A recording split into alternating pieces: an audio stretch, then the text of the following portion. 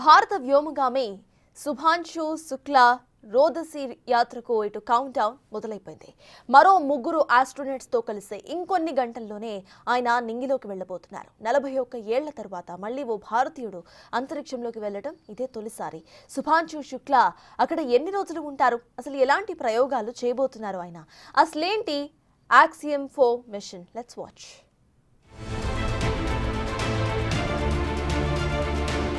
Indian Air Force కు చెందిన Shubhanshu Shukla international space station లోకి వెళ్లేందుకు కౌంట్ డౌన్ మొదలైంది. 41 ఏళ్ల తర్వాత ఓ భారతీయుడు అంతరిక్ష కేంద్రంలోకి అడుగుపెట్టబోతున్నాడు. 1984లో రష్యాకు చెందిన సోయాజ్ రాకెట్ ద్వారా రోదసి యానం చేసిన రాకేష్ శర్మ తర్వాత మళ్లీ ఓ భారత పౌరుడు స్పేస్ లోకి వెళ్లడం ఇదే తొలిసారి. ఆక్సియం 4 మిషన్లో భాగంగా శుక్లా రోదసిలోకి వెళ్తున్నారు. 28 గంటల సుదీర్ఘ ప్రయాణం తర్వాత అంతర్జాతీయ అంతరిక్ష కేంద్రం చేరుకుని 14 రోజుల పాటు వివిధ ప్రయోగాలు నిర్వహిస్తారు. శుభాంశు అనుభవాలను భవిష్యత్ ప్రయోగాలకు పునాదిగా మార్చుకోవాలని ఇస్రో భావిస్తోంది.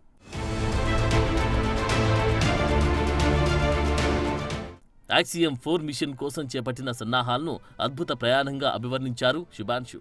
39 ఏళ్ల శుభాంశుని షుక్స్ గా పిలుస్తారు. మరో ముగ్గురు వ్యోమగాములతో కలిసి మంగళవారం అమెరికాలోని కెన్నెడీ స్పేస్ స్టేషన్ నుంచి డ్రాగన్ స్పేస్ క్రాఫ్ట్ లో నింగిలోకి దూసుకెళ్లనున్నారు. దీనికి సంబంధించి ఆక్సియం స్పేస్ సంస్థ ఓ వీడియో రిలీజ్ చేసింది. ఈ యాత్ర దిశగా సాగిన సన్నాహాలు అద్భుత ప్రయాణమని, ఈ గొప్ప కార్యక్రమంలో భాగమవడం తనకు దక్కిన అదృష్టమని శుక్లా చెప్పారు. అంతరిక్ష పరిజ్ఞానంలో శుభాంశుకు అద్భుతమైన ప్రావీణ్యముందని సహచర వ్యోమగాములు తెలిపారు. శుభాంశు శుక్లా అంతరిక్ష విధులపై అపరిమితమైన ఆసక్తి ఉందని, ఆయన అత్యంత తెలివైన వ్యక్తి అని చెప్పారు. డ్రాగన్ స్పేస్ క్రాఫ్ట్ కు ఆయన్ని పైలట్ గా పొందడం గొప్ప విషయమన్నారు.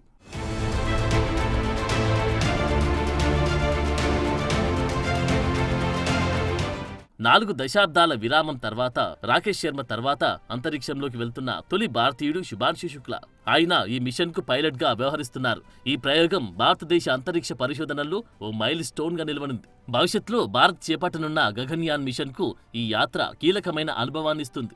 ఆక్సియం 4 మిషన్ లో జీరో గ్రావిటీ వాతావరణంలో మెంతి, పెసర మొలకల్ని పెంచే ప్రయోగాలు చేపట్టనున్నారు.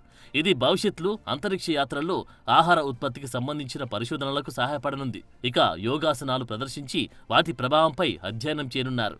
ఇది వ్యోమగాముల ఆరోగ్యంపై ఎలాంటి ప్రభావాలు చూపుతుందనేది అర్థం చేసుకునేందుకు సహాయపడుతుంది.